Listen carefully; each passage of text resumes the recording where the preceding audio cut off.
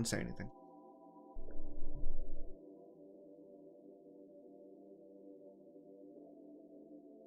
Ben, keep it down. Oh. Okay. All right, welcome everyone. We've done it. We've made it to the airwaves. We're alive. Hello. And we've got someone new with us today. It's Ari-chan. Ari-chan? Hey. We have the famous Ari, that Ari, Kodocha Girl. regular Ari. Before we talk about Kodocha, I do want to bring up that I have been going through our analytics on these streams, and almost entirely positive, almost entirely positive stuff. I went through retention, most of them retention good. Lots of chat interaction, lots of likes, lots of good reception on social media.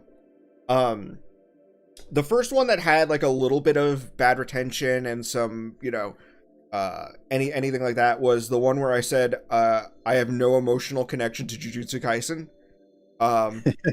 Fair, okay. But I was surprised because all of the ones where we brought a guest on, people loved. And some of those I was kind of questioning whether or not people would be into them. So like with Dylan G, I kind of had my stuff down. I knew what I was going to run by him. We had talked both on Discord and, he's also interacts in our chats. There he is in the chat right now. So like, I felt pretty confident going into that one. With the Zatch Bell updates one, that one I wasn't sure because the guy, I never really talked to him outside of just asking him to come on, and he didn't have any content for me to go off of, so it was like going in blind a little bit, and it was like kind of shocking how well that turned out. He's like a really great guy to talk to, and we had a ton of fun, and after the stream, one of the guys who works on the Zatch Bell manga translation actually reached out and said like, hey, I watched the stream, loved it, loved the enthusiasm, this was a great watch, totally agree with some of the things you said, this is what I think about some of the things you said.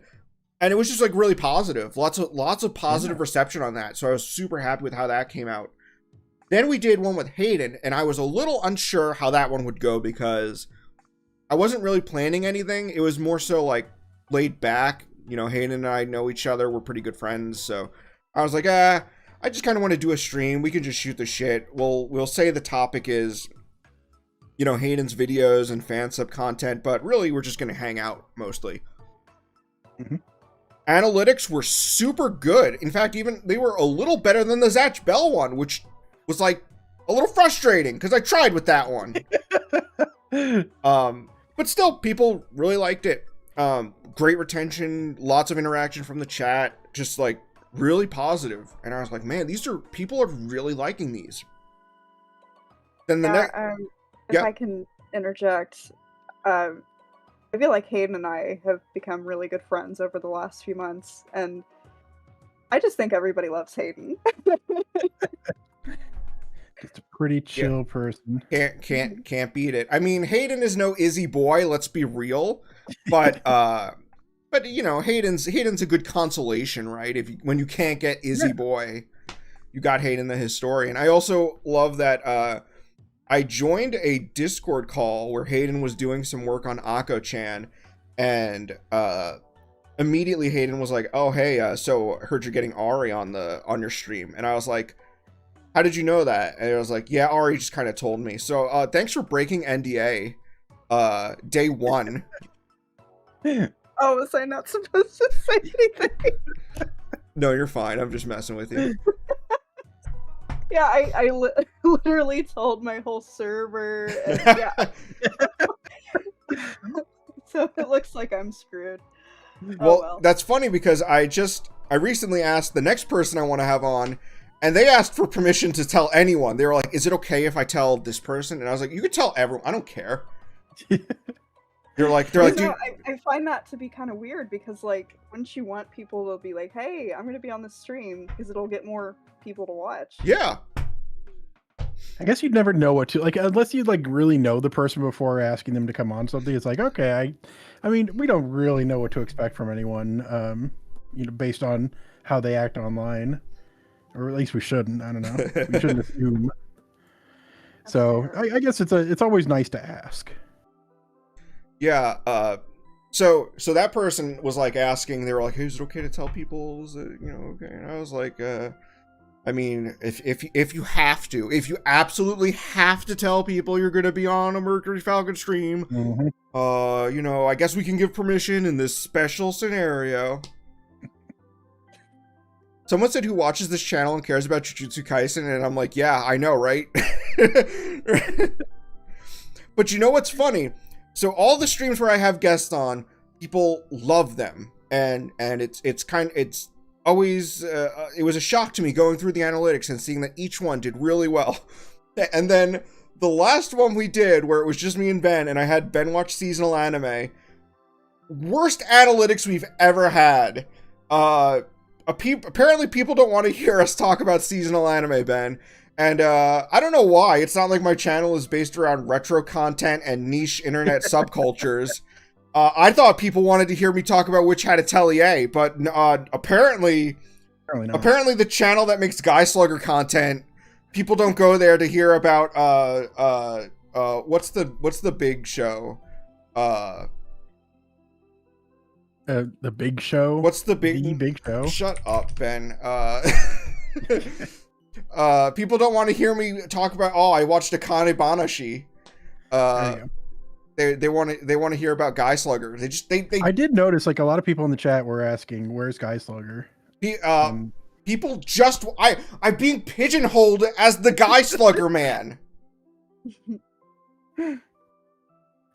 Yeah, I guess I guess most of that it is from just the fact that people who tune into you want to see something like niche. Yeah. I guess that's your appeal, is just, it doesn't matter what it is as long as they haven't heard of it before.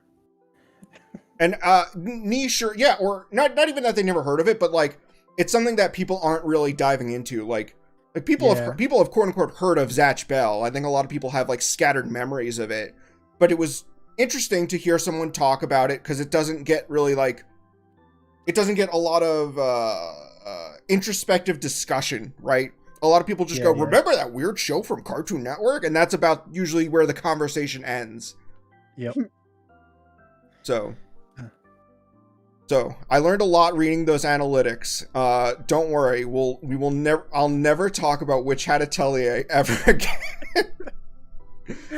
Well, I think that's good for me. I had to watch a lot more anime than I was used to for that particular week. You did a good job. Like I was honestly shocked at how well you did, and that you liked most of the shows. You liked more shows than I expected you to, which was a bit surprising. But I don't know. Maybe it's because I've matured a bit more since we first started talking about anime when we became friends. But it's like I found a lot more appeal and a lot more different things since then, which is really nice because it means I get to enjoy more. Heckin' yeah. It's pretty chill. Speaking of which, I watched a brand new show for this stream here called Kodocha. Have you ever heard of it? I haven't. No. What is that? Is that like a show with like zombies? It's an anime from a very specific year, and it was created by a studio in an effort to make a show about a girl. Wow, that's crazy. And her adventures in her life. That's a really unique idea. So, Ben, the last time you watched a show aimed at girls, you said you wanted to see the main character get crushed by a vending machine. Here we go again. And you said, but what you actually said is like, I feel like I'm watching Bluey. Why are you making me watch this dumb children's show? Yes. Which I stand by. It's very far outside of my demographic. To be fair, I have watched more episodes of Lulu To Lily since then, and it is kind of falling off. I know I've brought this up to you, and you've been very eager to rub that in my face.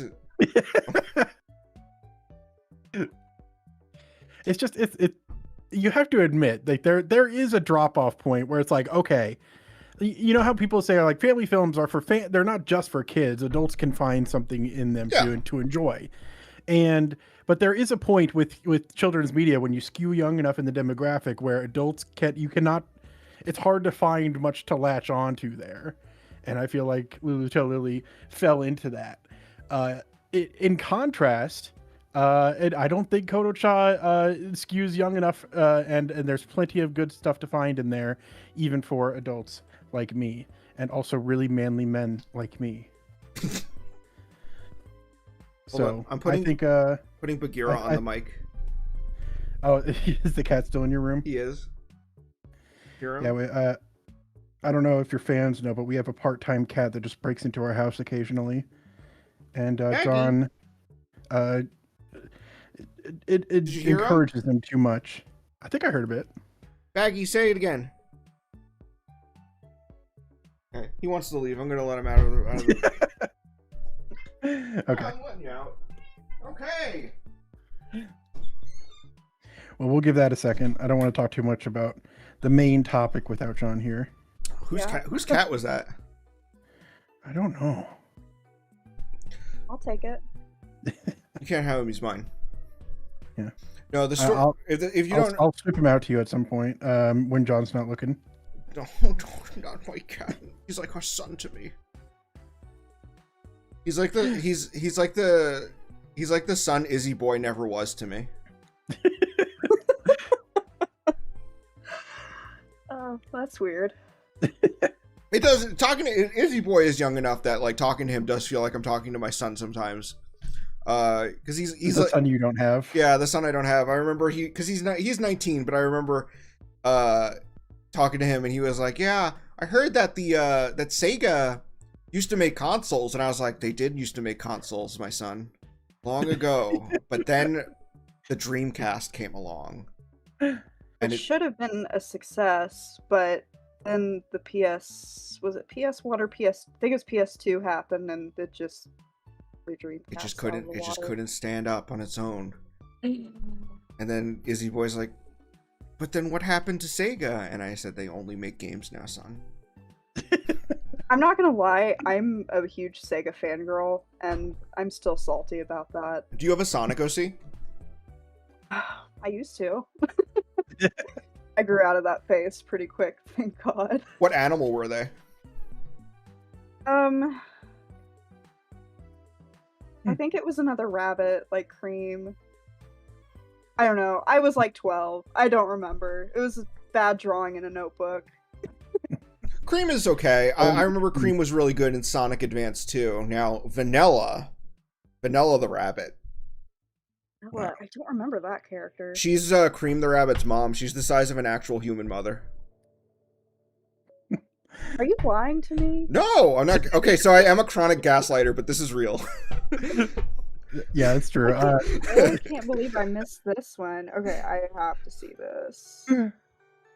Yeah, I've never seen this character. And John is specifically referencing Guptil's 10 hottest female Sonic characters video where he describes Vanilla the rabbit as the size of an actual human mother. Let's not do this.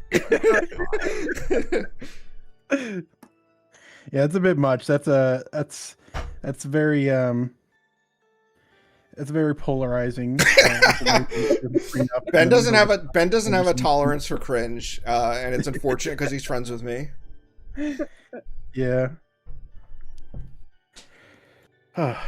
So let's talk about an actual show that's like good. I was gonna say, Ben, you watched Kodocha and you actually really liked it, from what I heard. Yeah. So my journey in particular with this is that I'm an editor for a living, a video editor, and I give precious few chances to watch stuff in the background while I'm working because I always got to focus on the sound of things. But I had a rare opportunity where I just had to spend like 3 days just editing images. And so I was like, okay, I'm going to put Kodocha in the background because John asked me to watch it and said, yeah, you can watch the dub. It's fine. It's pretty chill. And so I just watched like, how many episodes? What you watched a lot because I was rewatching what I had already seen, and you passed me. Yeah, I probably like at least 20 episodes, I think. And I just watched a whole bunch of them, and I just started getting really into it. There was points where I realized I wasn't working as hard as I should have been because I was getting invested in some of the show, and I was like, oh, okay, I'm really understanding the appeal to this. I'm really getting what the show's wanting to get at, and I'm really vibing with it, which I guess John just didn't expect because of my absolute disdain for Lulu to Lily. Yeah, And things I'm starting to think, and maybe maybe this is just me, good faith assumption that maybe you didn't dislike Lulu to Lily because it was a show aimed at girls, and it was because something about the show just emotionally didn't click for you. But I still think it has to have something to do with you being a bad person, right? It must. What else could it mean if someone else doesn't like the show that I like? I really don't know. It's also interesting because I think the first 20 episodes are probably the best stuff in the anime, because immediately after that it sort of veers into episodes that like are, or there's a couple episodes that are like partial adaptations of the manga, but they change a lot. And then Oh, yeah. after that, it's like almost all anime original. Yeah, so Kodocha's really interesting when it comes to adapting the manga, is you do have that pretty much, it's very on par with the manga until about episode 20, and then you start getting into filler territory. And then they have their first anime original arc at the end of season 1, which is pretty controversial in the fandom, I feel like. Takeshi Goat Joe. Yeah. Which I found out later when I dug up this interview with the anime director, Akitar Daichi, that Takeshi was basically a self-insert character. So that was pretty weird. Yeah, because he self-inserts as Sana's biological father. Yeah, and then I don't want to spoil it too much. I'm sure that probably the people watching this stream have probably seen it, but yeah, I really don't want to talk about Takashi. It's just, oh, it's so weird. But after that, season 2, about the first 20, maybe not that many episodes, it's actually it gets back on track with the manga again. And then they go to New York, and that goes on for way too long. Is the New York stuff completely original as well? Yes. Okay. So after that, then they start to meander with filler again, like one-off things. And then they kind of adapt one of the last arcs in the manga, but they change a lot of it. Like, they have kind of the same ideas, but they almost feel like Wish.com ideas, versions of the manga arc that they're trying to reference. They changed one of the characters' names that's supposed to be a stand-in for this particular manga-only character. And it's not bad, but it's a weird note to end the anime on. And it ends on a cliffhanger, and then there's like this weird preview of a bunch of clips, which I've always theorized that they were going to have another season, and they just kind of threw all this extra stuff that they put together on the end of episode 102 and then called it a day. But yeah, it's just, the anime ends on a really weird note. Is like the interspersed filler, is that like an issue where it's like the manga was still coming out and they needed to figure out something to fill time while they caught up? Yeah. That sounds like that might have been what was happening, just based on the vague descriptions. But before, yeah, I guess because I got to a certain point, I don't remember which episode it was, but it really felt like it was in the summer, and like it's actually been like a couple weeks since I've even like brought up Kodocha from my memory banks. So give me a sec. Your memory banks. Branks. Yeah, that's my brain working overtime. It was like, yeah, it was the situation with her mother releasing her book finally. And it's like, okay, this is the big event now. This is something really important. It's going to shake up the entire world. And once that little arc had concluded, I felt like, okay, this is like a good stopping point. This feels like a kind of like season finale type thing. Is that about where is that about where the filler starts coming in? Yeah, Oh well, yeah. yeah, because then there's after that, it's the one where I posted the screenshot of it. That's the one where Sana accidentally produces CP. Oh, I think I saw that one. Yeah. She pulls a boy's pants down and takes a photo to embarrass him, and it's like, Sana, you can't do that. You shouldn't do that. Well, she learned from before that it worked out perfectly fine. So it's just learned a bad lesson there. Turns out that pulling down a boy's pants it solves all of your problems. Mm. Listen, I don't agree with it, but it's just a lesson she learned. You know, I think that's something that maybe she should explore and learn from. It's the Kodocha anime is so interesting to me because it ran for 103 episodes, which is a lot.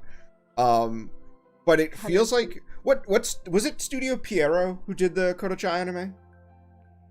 No, it was oh my god, I'm drawing a blank. Studio Gallop. Gallop, okay. So that's interesting. So it ran for like 102 episodes. But it feels like they didn't like take a lot of care to preserve it, because even right now, the best rips we have still look like 480p and not the best 480p. Yeah, the Discotech ones are still in standard definition. They're not even in high quality definition. High definition, yeah. So it's never been like remastered in HD. And then the way it got dubbed is also a little absurd, because in the 90s and 2000s, mostly in the 2000s, I should say, it was pretty rare for older shows to get dubs outside of ADV. ADV, because it was an anime company founded by like old head otaku, they would go back and redub old stuff, but it was mostly stuff that they had grown up with, like Gotcha Man, Megazone, which is tangentially connected to Robotech, so like, and Macross, which, you know, is what Robotech's adapted for. So it wasn't common to just take a show like Kodocha and dub it, but it got dubbed, and it got dubbed in like 2005, and the show came out in like 1996.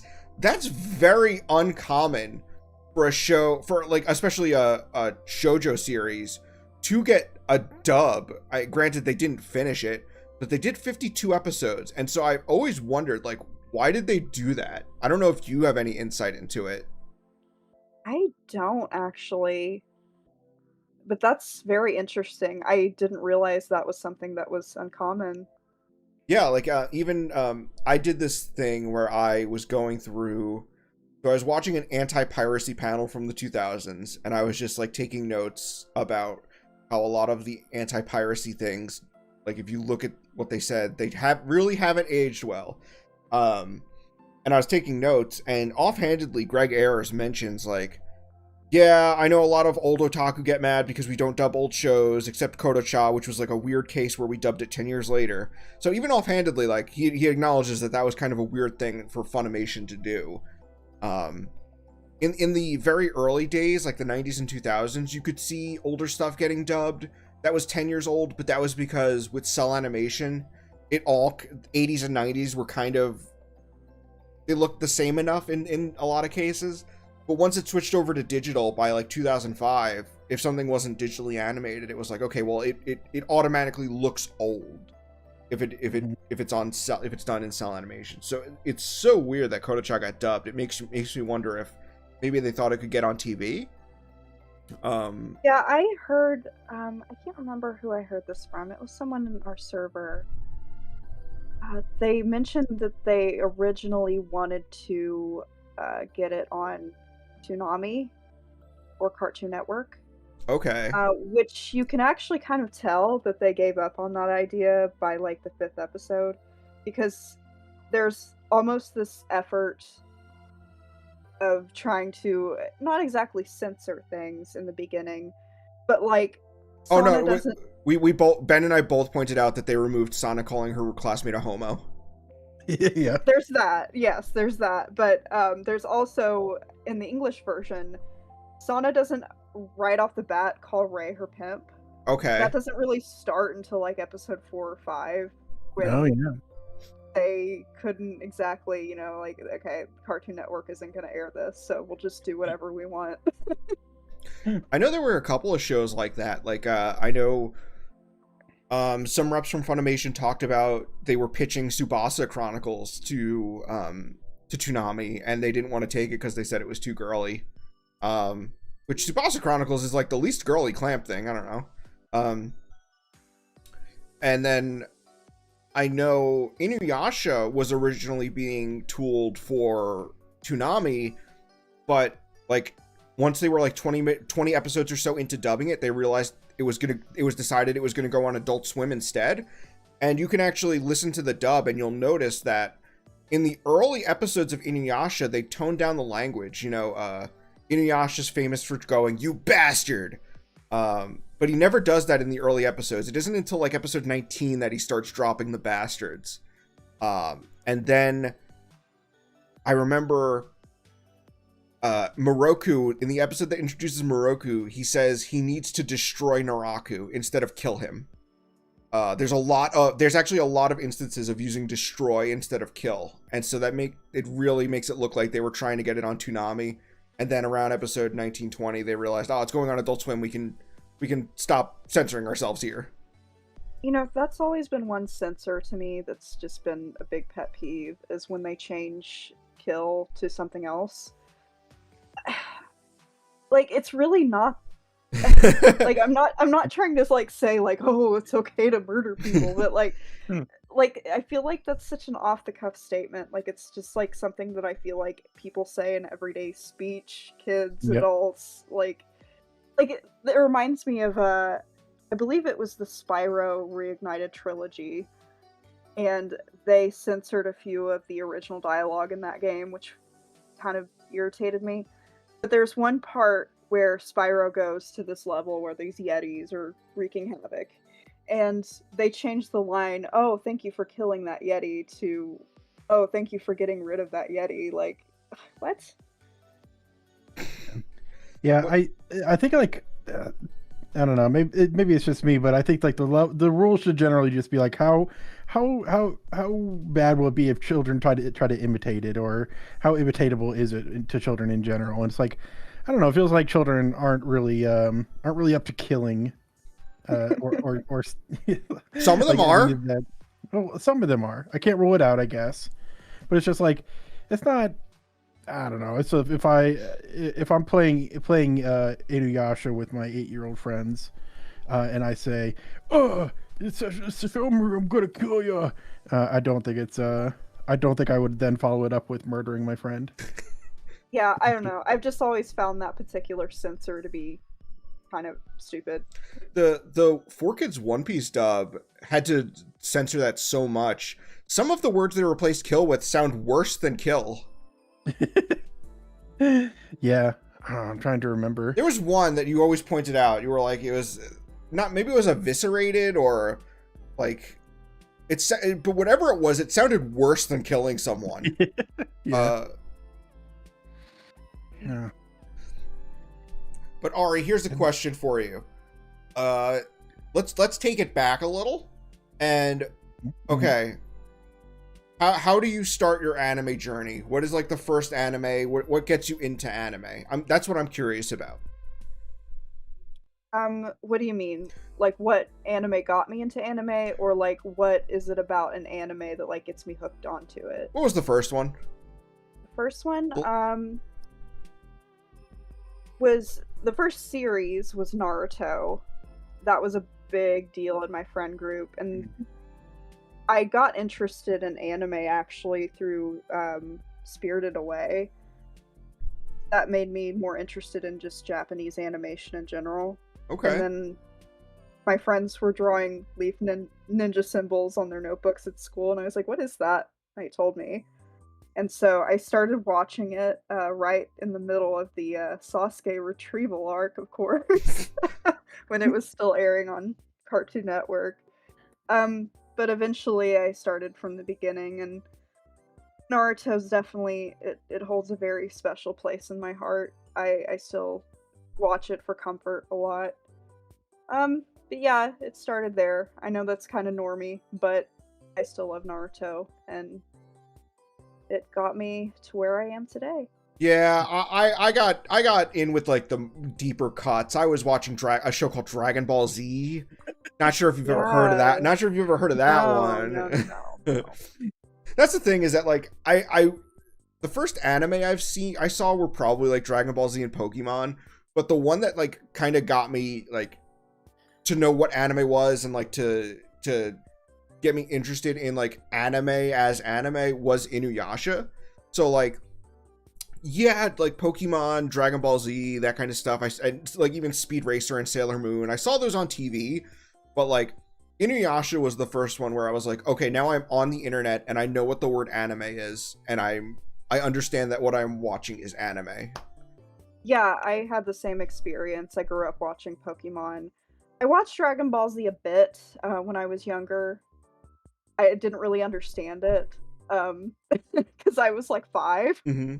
And so, like, you know, I'm always just watching it when it's on. I'm not really following the plot, but I just remember, like, as a kid, and for the longest time until I actually sat down and watched the show, like, I just thought that Master Roshi was Goku's grandpa, and and he just lived on an island, and he was just like this funny old man.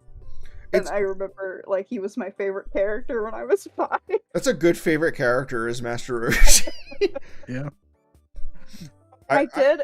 It was so funny too because like I also was like oddly attached to Vegeta, which like looking back at that, like it was a precursor to my like type of guy I was interested in when I became, you know, a teenage girl. So I Sasuke's. find that to be funny. Yeah.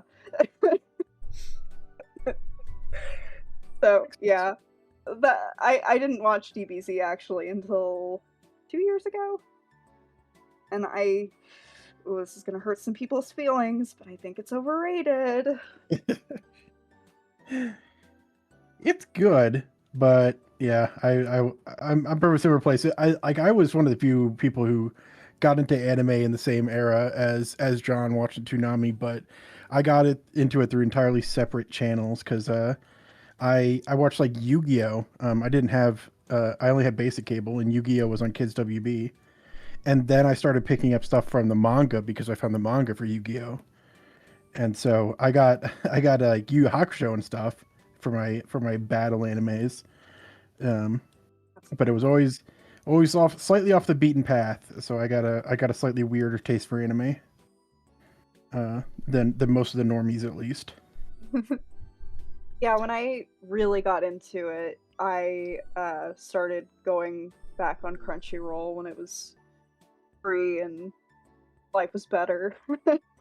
And going through there and just watching like whatever weird thing popped up, and I remember finding Shugachara on there, and I've been in love with that series ever since I found it.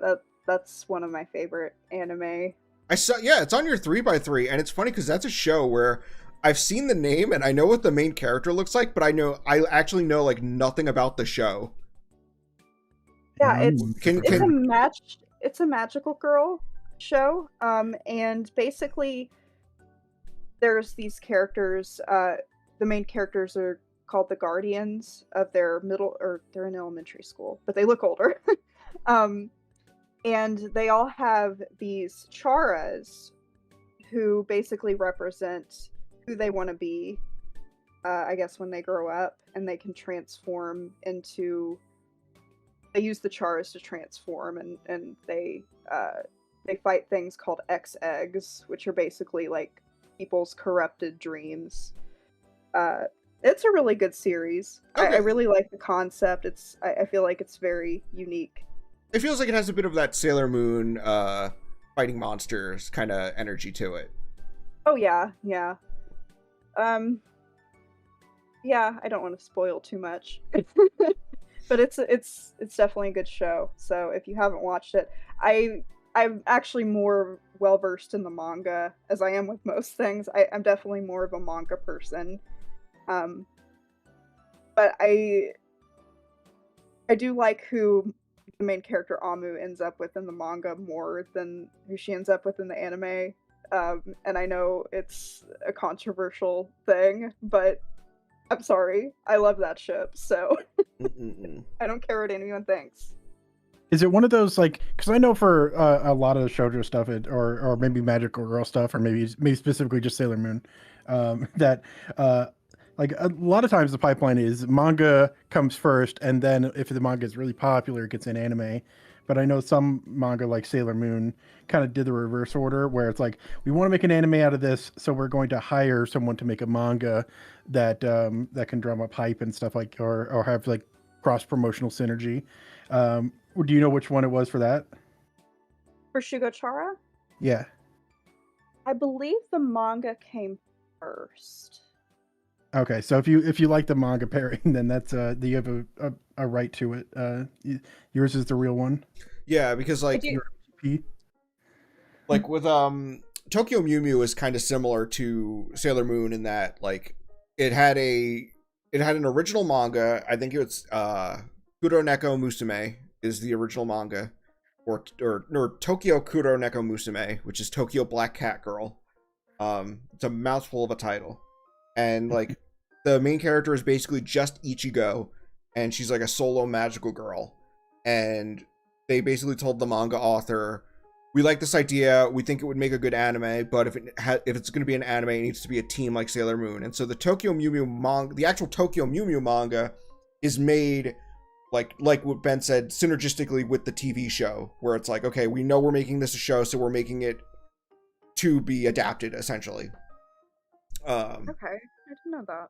Yeah, and so Sailor Moon is the same way, where she did Sailor V. They were like, we like this idea, it could make a good show, and then they had her make the manga to adapt it as a show. Like with it was you know multi what's it called, media mix as they call it. Yeah, but yeah, if it's like one of those things where it's the manga comes first and the anime is just adapting it, then it's like I don't know. I always take the manga as the true. This is what it really. This is what the story really is, and everything else is just a play on that. You know.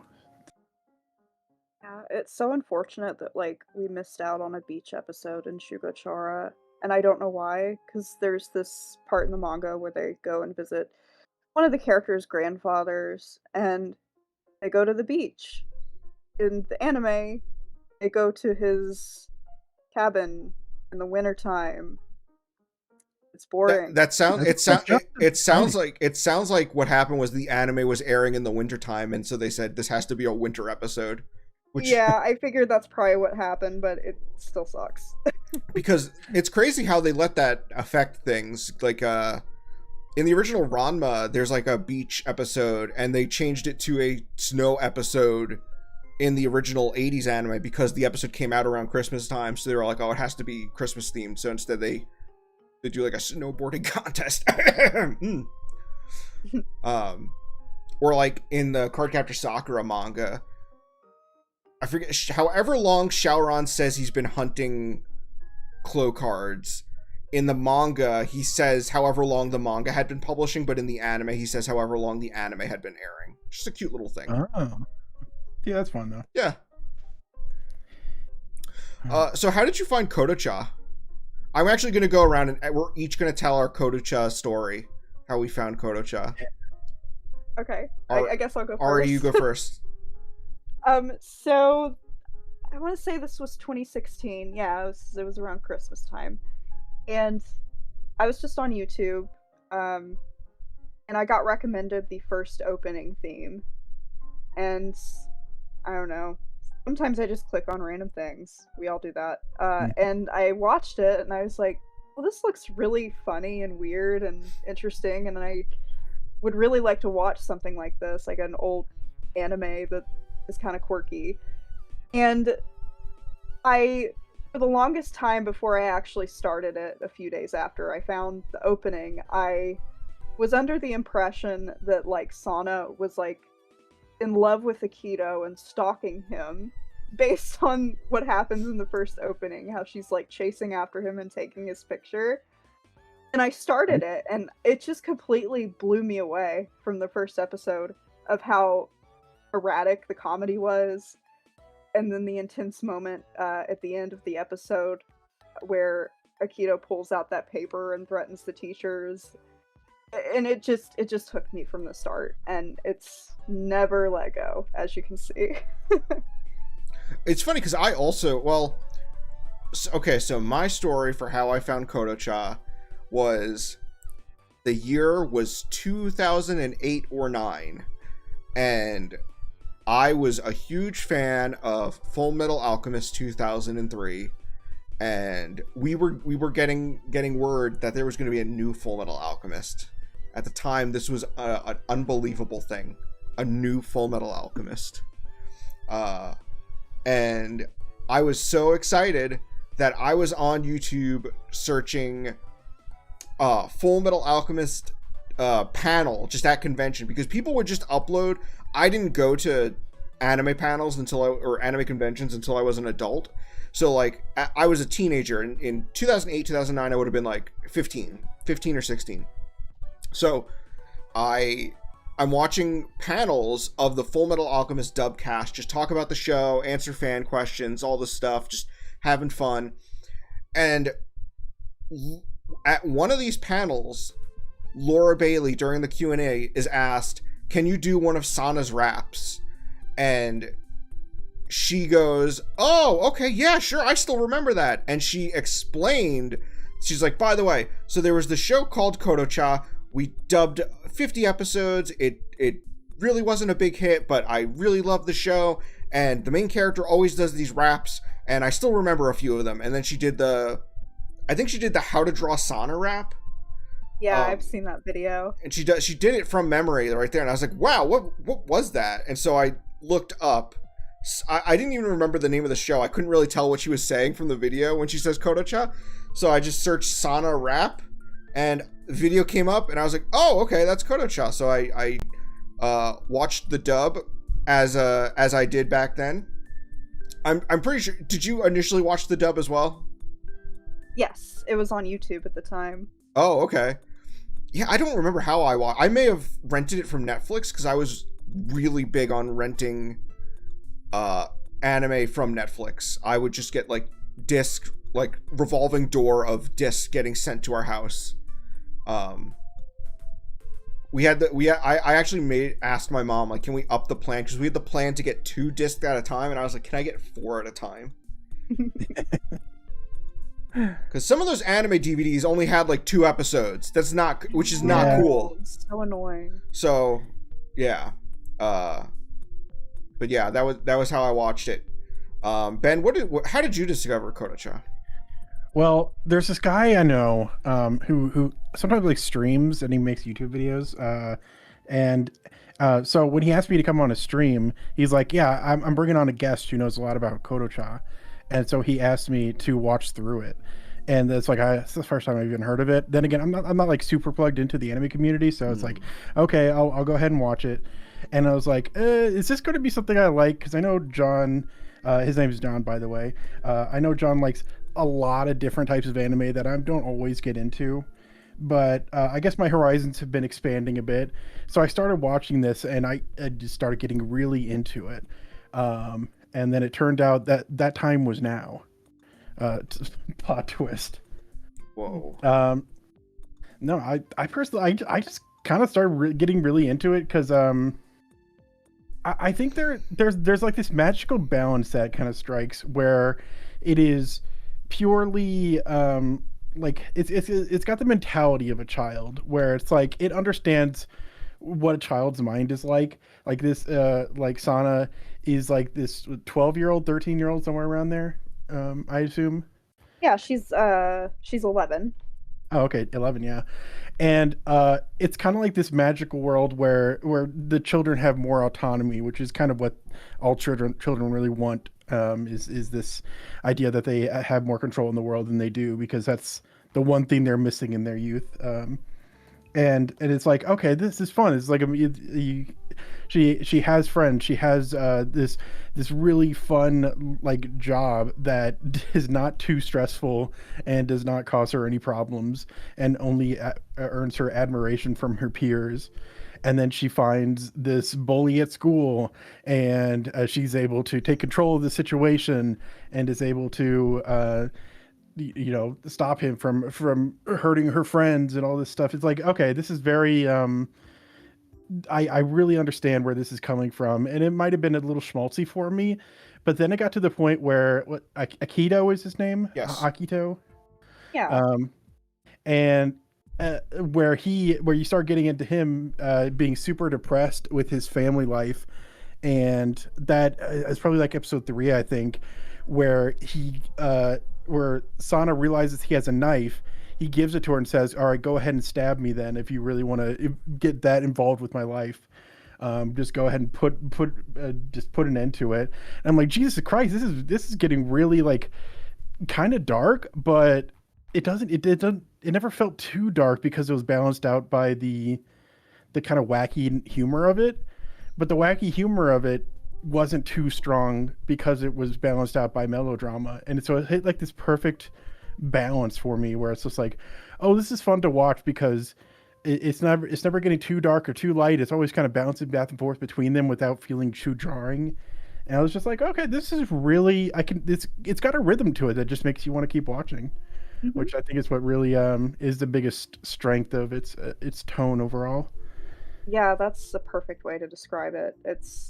I just never found another series like it that just hits that perfect balance the way it does. And it's crazy because like sometimes the comedy in it is just so off the wall, and then you have those dark moments like that, and it's like, wow, like it's just amazing how fluid it goes back and forth between those moments. It does really well at it, and I figured out like that's a perfect way to describe it. I was thinking of it in my head, and I was like, oh yeah, that's what I'll say. And then I also thought this is kind of like if iCarly was an anime, which I'm not sure if that's if that's as generous of a description. I don't know. I think a lot of people like iCarly, but it's very similar in that it's just this kid with a lot more autonomy, and it's kind of like just this magical, slightly elevated world where kids feel like they have a lot more fun in the world than they usually do. So it's I don't know how much more generous that is. Yeah, I grew up watching iCarly, so like I kind of see it. Like iCarly definitely didn't have those really good dark moments like this show, I think. That is true. I But think yeah, I always appreciated those shows growing up that were on Nickelodeon and that kind of just showed the kids being kids, yeah. and it felt very relatable. Yeah, overall the show, I don't know, I really enjoyed it because it struck just a good balance. And I think I do have a soft spot for characters that are like emotionally mature, and Sana's just got a great balance of knowing what is healthy for a character versus being immature enough to not be bound by social norms and be able to just say what a person needs straight up. Mhm. Is a good balance too. It's something that only a kid would be able to pull off. If an adult came to a troubled child's home and yelled at their father that he's neglecting his son and needs to fix his family by watching a TV show, I do not think the father would have been responsive to that. Right. No, I love Sana. She's definitely my favorite female protagonist in anything. All right, so here's the hard question. What the fuck is Babbitt? Babbitt is Sana's schizophrenic hallucination. He comes to her when she's having her mental breakdowns to give her advice on what to say. Okay, but he's also in Naozumi's stories that are taking place in different parts of the world. Here's my take on collective hallucination. Do you want my take on it? Because Yes. like apparently, like John, it felt like you didn't quite agree with me. But wait, what was your take on it first? I can't remember. You described it. You described Okay. Babbitt in one Yeah. particular way. Okay. The chat. So my chat is like pretty. All right. Do you know what Dolly Dimpley is? I don't. Okay. So Okay. do you know the show Smiling Friends? I've heard of it. Yeah. Okay. There are videos on the internet where someone took scenes from Smiling Friends and just put their OC into those scenes, and it's a girl named Dolly Dimpley, and it's literally just the characters are talking, and then they'll pause the scene so that their OC can interject something like, I agree with him, or, yep, that's true. And that is what Babbitt is in Kodocha. I clipped a scene. It's when what's his name? Akito's dad is in the hospital, and he's like, "Oh, Sana, I didn't see you come in here." And Babbitt's like, "And Babbitt's here too." And it's like he's just sort of adding on to like what other people are saying. And I'm like, yeah, no one's acknowledging him. It always baffled me that they needed a mascot all the time in a lot of those retro shoujo, and they already had an animal mascot in the manga, Maro, the chipmunk on Mama's head. But then they were like, nah, we're just gonna make this weird bat creature that says nonsense every few seconds. Okay, I have another question that maybe you can clear up, maybe you can't. The wiki says Babbitt is 13? That's weird. Where would that come from? I don't know. I've never thoroughly. Granted, it's like a fandom wiki, so like anyone can say anything, but Babbitt is 13. What? Start of manga. He's not even in the manga. I know he is in the author did draw him on like a cover or something. Yes, he's on the cover of the last volume. But that's literally it. He's not in any of the panels. He's just invisible. Okay, that's weird. But it's like weird. Yeah, so John's take on Babbitt being a Dolly Dimpley type of OC insertion. Yeah, it's Akitaro Daichi putting his OC in and having him interact with the characters. Which I do think is kind of true. It's like, okay, we need to do. I want to insert this character into a pre-existing story without having to interrupt anything. It basically is Dolly Dimpley, but in universe, or at least in the context of this show being made, I think Babbitt acts as more like a host between our world and the Kodocha world. Where it's just like, yeah, I'm presenting you the show. I'm like the Cusco from Emperor's New Groove. I was gonna say he's like the genie from Aladdin, where like he knows things from our time. Basically, and it's like Cusco whenever he pops up and he pauses the movie and he starts writing on the film screen. Remember, this show's about this and this is what's happening and all this stuff, and I kind of think that's what Babbitt's role is, especially because like after where I stopped watching, another reason I thought it was a good stopping point is because they had 2 recap episodes where Babbitt's like a host of a quiz of all the characters being on a quiz show to try to remember what their own show is, and Babbitt's the host of that. So I kind of just get this sense that like Babbitt's just like, hey, this is a show called Kodocha, and I'm gonna pop in with my witty little remarks every once in a while you watch this show. That's what I think is kind of what his role in the show is. I will say, speaking of those recap episodes, I did really like the way that Kodocha handles those, because most of the time recap episodes for me are just instant skip, but I feel like they made those really funny and entertaining, mainly because of Babbitt. I did end up watching them. I wasn't expecting myself to want to, but I was pretty fun. I do like also the mangaka being one of the contestants. Yeah, I was actually comparing Babbitt in my head the other day to because I'm really, really into the show The Amazing Digital Circus now. I'm so obsessed. Oh, yeah. But there's a character in that show. I don't know how familiar you all are with that show.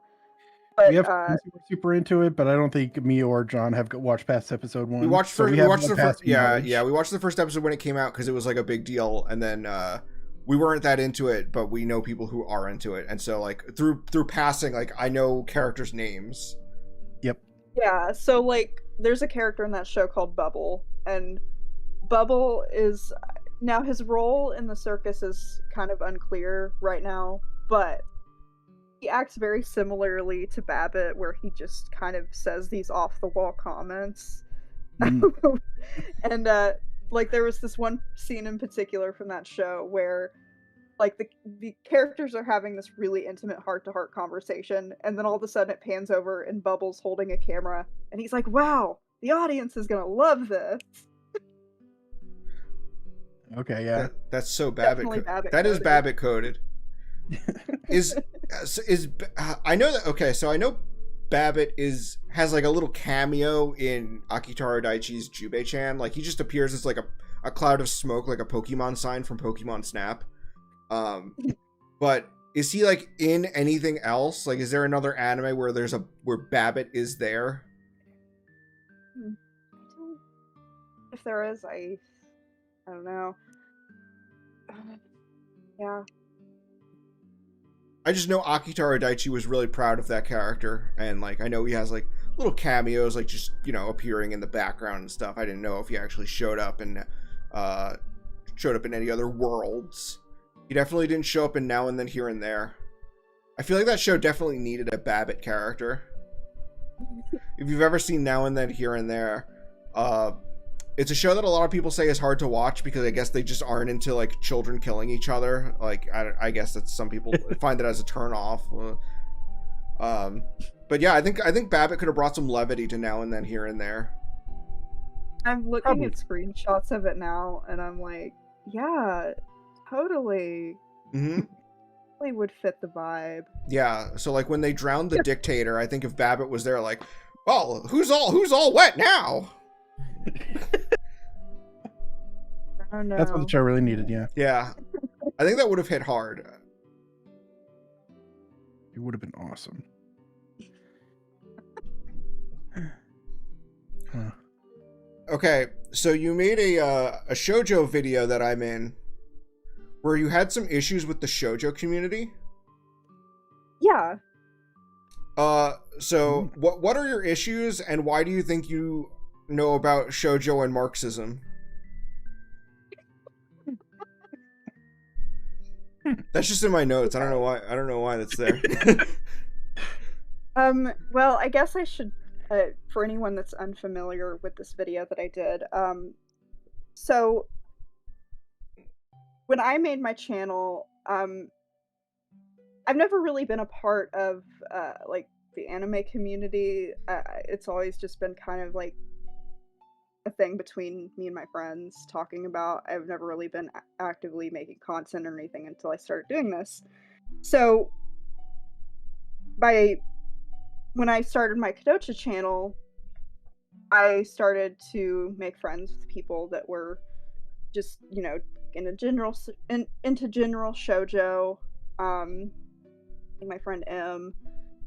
And just something that I noticed being in the community over a couple years was the fact that I felt like a lot of people were being very dismissive of non-shoujo titles and just kind of pitting shoujo against shonen. Yeah. And I didn't like that. I felt like it was very alienating for some people, and I felt like people were just like being so negative about everything.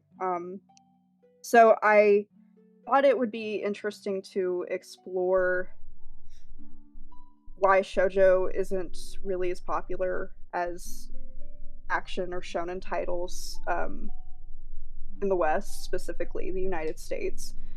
Because I felt like a lot of the explanations that we got from bigger shoujo accounts and content creators was very limited, and maybe not one-sided is the word, but narrow-sided. Very narrow-sided. Yeah, that's a good way to put it.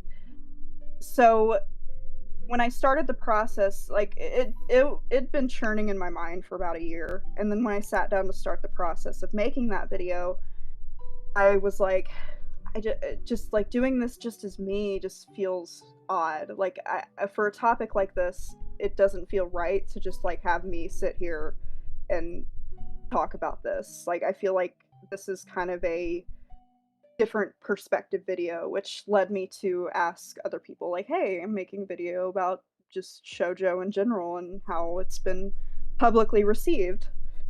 Um so then we did that. I do want to give a shout out to Hayden as well for that. They were very helpful in that process because I was very nervous about posting that video because I knew that it would step on some toes. Mm-hmm. But I felt like it needed to be said because I felt like nobody else was saying it on a large platform. Like, you know, a Twitter comment is a Twitter comment, a Twitter post or thread or is just a thread. But I felt like we needed a video to really thoroughly explore the reception of shoujo and what it is about shoujo's themes that do resonate with people. But there's also a section in the video where I'm critical of some of these content creators because a lot of what it's like you said, the narrow-mindedness thing. Yeah. It's very limited to just like, I would say, the sociological side of things and not really the psychological side of things. Does that make sense? Yeah, no, I get it. But yeah. I will say, like, making that video, it definitely, it's probably the video I'm most proud of. And it gave me more confidence than I initially realized that it would after making it. Nice. Yeah, it does make sense. Like I watched that video. I probably won't. I haven't retained too much of it, honestly. But I do think it's like important for to like take that time to understand, especially from different angles. Like I know a lot of online discourse nowadays is more about like kind of like, oh, we as a society understand things this way, and we need to change things for this and that part of society. Whereas, like, it's all very sociological. That was a great way to put it, because where I know for a lot of, especially like manga creators, based on what I understand of how they treat things, it's all very much like, this is from an very entertainment aspect. This is for our readers. This is what readers like to see when they pull up in a book and want to be entertained. Like none of it's it's all a lot more focused on and on the value of entertainment. There's very little like, we need to do this for the good of society, or this is what's bad for society, or this is what society wants or versus doesn't want. That kind of doesn't matter to them, because it's like their scope is simply entertainment. And so I think like looking at manga and anime from that lens is a lot more important, I think, for conversations like this. Yeah, I agree. Yeah, and it's interesting because I think that Ben and I can also agree, coming from being fans of shonen stuff and not liking a lot of the shonen content we see. Where we always throw around the term shonen meathead, because it seems like the majority of shonen content is just power scaling, and like the most popular stuff is the stuff that's power scaling, but it tries to hide that it's power scaling. Like it's those death battle videos get like 9 million views. I can't stand it's absurd. And it's interesting because I have the book, the Moe Manifesto, and there's a section by Kotani Mari, who has a passage called A Feminist Perspective on Otaku. And one of the things she mentions is how when she got into anime and into the otaku space, she immediately noticed that men and women in the otaku space are viewing their media differently. And she noticed that men were very much focused on the sort of encyclopedic side of things, whereas the women were more interested in the character interactions and the emotional side of things. And the thing is that, like, I think both of those are necessary, So with guys, you have like the encyclopedic side on one hand, that is being interested in the history of things, being able to have insight. She talks about how the guys she'd met, they knew all the kaiju and Ultraman, they knew all the names of characters' attacks, they knew what kanji characters knew to write their names, or what kanji fictional characters were writing their names with. Whereas the female side was more interested in the character interaction and character relationship aspect of works. And it's interesting because I don't think one aspect is better than the other. I think both are honestly necessary. Those power scalers could really afford to think more in depth about the characters beyond just who punches stronger. But I also think that there should be more female creators talking about the history of shoujo, because there's just it's just something where I've noticed, and I've talked about this with Hayden calls himself Hayden the historian because they care about history, but they've talked to me about how, like, oh, I've talked to all these shoujo people and none of them care about history, none of them want to look at older stuff. When Hanakimi came out, people were like, this was an inspiration for Ouran, why have I never heard of this? And it's like, yeah, it's a shame you've never heard of it. When Hanakimi, the anime, I mean, because the anime is, from what, last year? This year or last year? It's new. It's I believe last year or the very beginning of this year. Yeah. Right. So like when the Hanakimi anime came out and people were like, oh my god, I can see all the influence on Ouran this had. And it's like, why have I never heard of this? And it's like, yeah, it's a shame you've never heard of this. Because I think that both sides could stand to learn something from one another. And it's a shame that both sides just want to fight with each other and be really really obnoxious. Because like I like Ben and I are used to like the shonen guys who are like, oh, I don't want to watch a girl show, and it's like, well, there's more to it than just it being a girl show.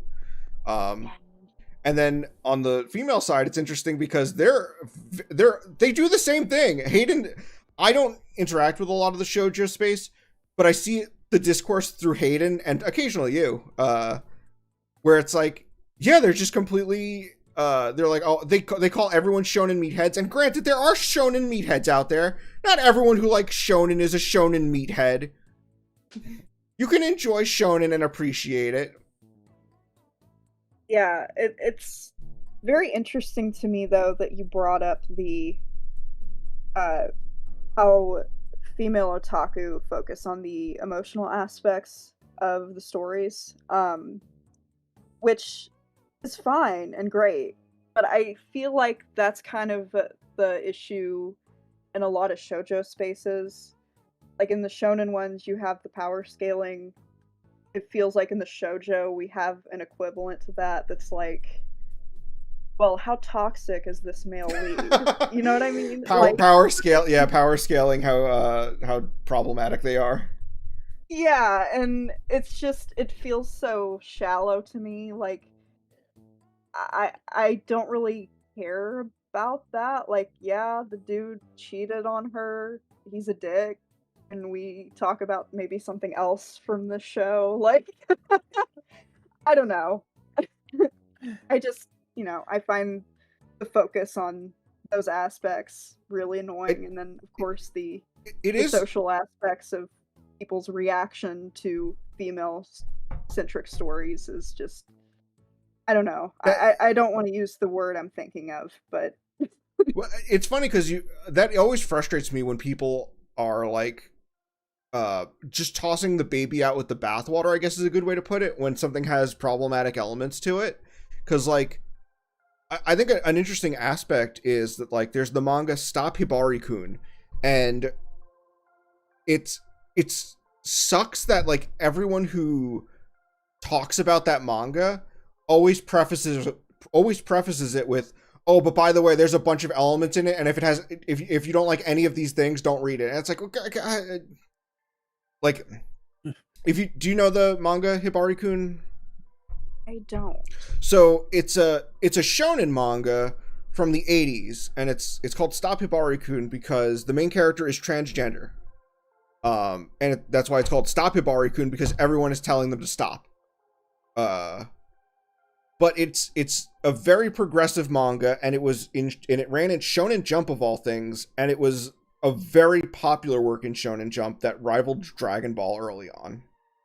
And it's about a trans girl whose father is like a Yakuza boss and is disappointed that they had 4 kids and their 4th one was finally the son they always wanted. They were trying to have a son. They finally had a son, and it turns out the son is trans, and they're a woman.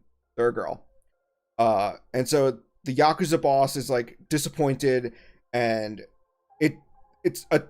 the show, yes, the manga, it deals with transphobia. It has a lot of stuff like that, but it's like, yeah, it's a manga from the 80s.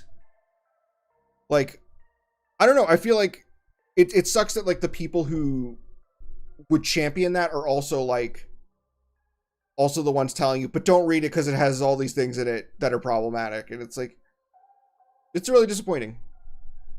Oh, someone said it actually rivaled Dr. Slump. My bad. I think that Dragon Ball started while it was still, Hibari-kun was still hot though, right? Because Hibari-kun was like 80. The anime was 83. The manga might have been 82. So yeah, it may have been earlier than I. Sorry, a fake fan here. I've seen this character before, but yeah, I didn't know that. Yeah. No, it's. Yeah, all the articles telling you to read it also give you a big are they trans or are they crushers? They're trans. They say multiple times in the show, no, I'm a girl. They want to be a girl. Read the manga. Why do Yeah.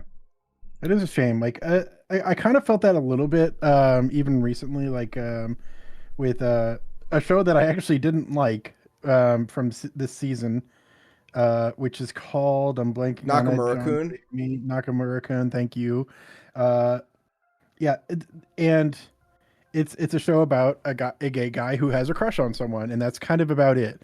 And I really didn't like the show, and I remember telling John the first thing I said after I watched the first episode is, the gays don't deserve something this bad.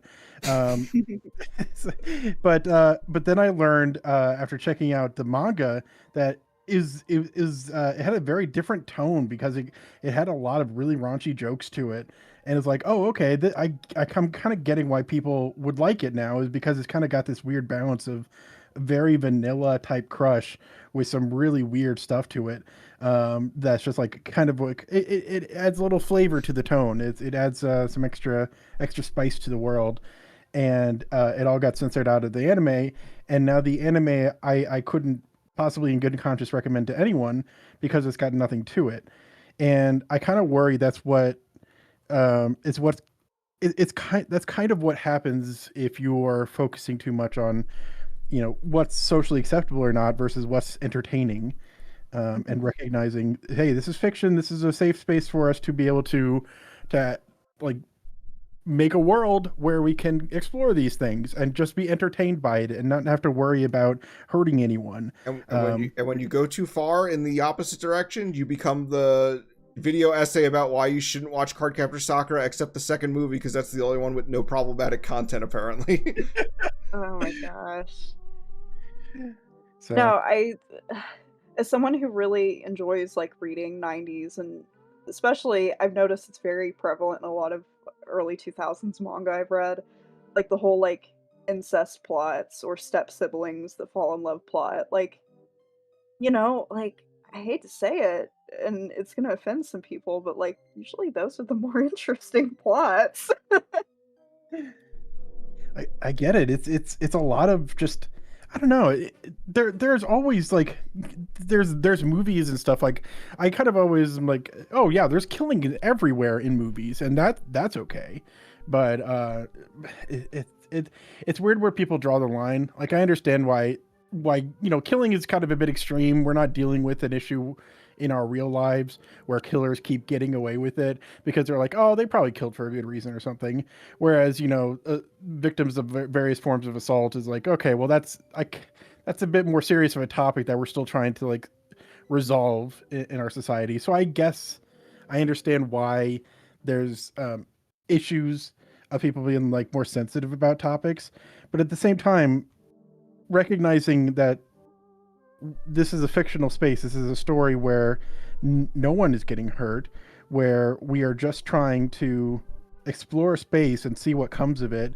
And yeah, having a lot of just like taboo elements, regardless of how acceptable they are in society, makes things more interesting. Why do you think true crime is so big? It's because there's a lot of scary stuff out there, and people are excited by that. They want to hear stories about that. And Yeah, it's outside of the apparently hearing, norm of everyday life. which I always found strange, because apparently hearing real people having to deal with all this horrible stuff is fine, but fictional characters is where you draw the line. But that's That's funny reductive. how that works. I probably shouldn't. That's a bit reductive. So maybe I should take that back. But I do think it's like, lay off on fictional stories, please, everyone. Thank you. I like fictional stories. I like staying in fiction. Babbitt is not actually being harmed, guys. No, I do remember I got a little bit of pushback when I made my video on how Takashi Gojo was Akitara Daichi's self-insert. And I get, the whole thing is fictional. I get it. But just some of the things that he said just really was weird. And then there was the whole thing with him, the allegations from the voice actor. And it just, like, put two and two together in my brain, and it was like, oh gosh, that's really unsettling and chilling. So, I had to make a video about it. Not to discredit her, but I feel like, doesn't that voice actor, she's also has, like, some weird things with her? I don't know. She's very political on Twitter. She for American politics, which is a little surprising. That is odd. Yeah.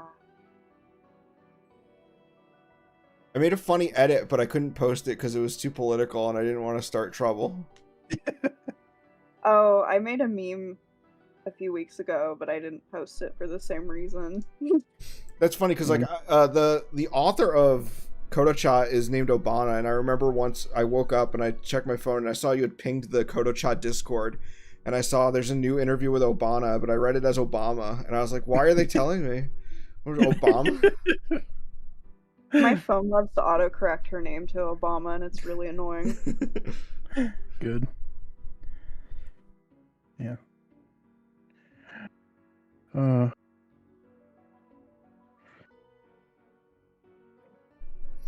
She's really into AI. She's really into wearing red caps, that kind of stuff.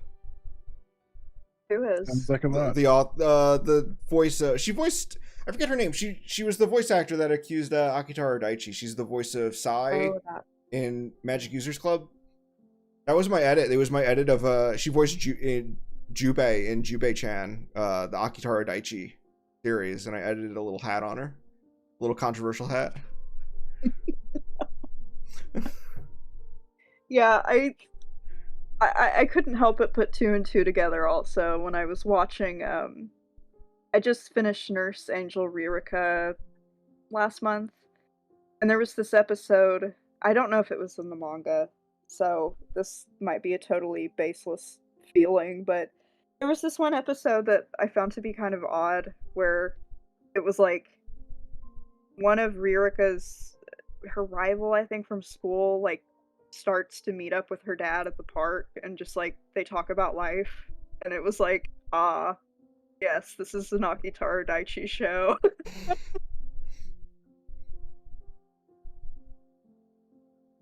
Yeah, I didn't even realize, because that Jubei-chan is also a big. Does Akitara Daichi have like a daughter? Because like the relationship with Jubei-chan's dad, is a big part of the Jubei-chan series. I don't know if you've seen that series. I guess I should have asked before I started unloading on you. Oh, you're fine. But no, I haven't seen that one. Yeah, that must be his thing. Which, that would make sense, because yes, he does have a daughter. Okay. Yeah, Jubei-chan is a lot of fun. I was especially because I started watching it as I was like learning about the actual swordsman Yagyu Jubei. Like I've always known like of him because he's the inspiration for the main character of Ninja Scroll. Um, he was like a one-eyed sword. I don't think he actually had one eye. I think that's like a folklore thing, but the famous depiction of him is him with an eye patch. And so the plot to Jubei-chan is that it's a girl named Jubei, and when she wears this magic eye patch, the lovely eye patch as it's called, she actually transforms into a samurai with the ability of Yagyu Jubei. So I thought that was really cool.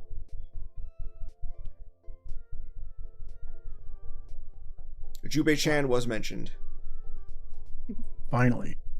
Oh my god, Izzy Boy is in our chat. Ben. Oh my God. Hi. Izzy boy.